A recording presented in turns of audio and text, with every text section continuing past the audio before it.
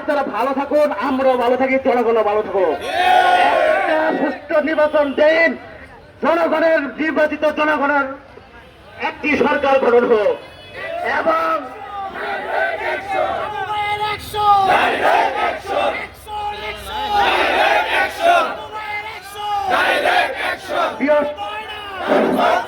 প্রিয় ছাত্রীরা বন্ধুরা,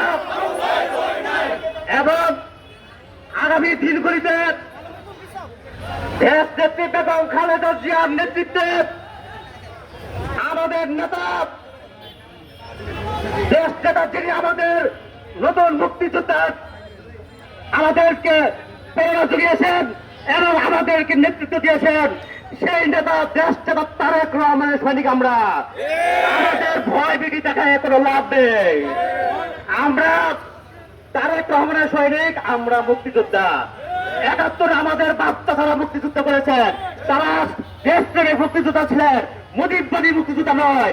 তারা ছিল মুক্তিযুদ্ধ, মুজিববাদী মুক্তিযোদ্ধারা ছিল প্রকৃত মুক্তিযোদ্ধার হত্যাকারী।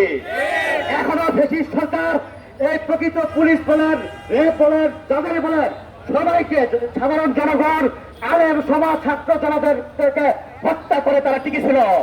সকলের মাধ্যমে এই ব্রিটিশ সরকারের পতন হয়েছে। ৫০ বছর এই সরকার ক্ষমতায়, ব্রিটিশ সরকার ক্ষমতা আসবে না, কথা দিয়ে গেলাম, আজকে বললাম। আর আমরা এই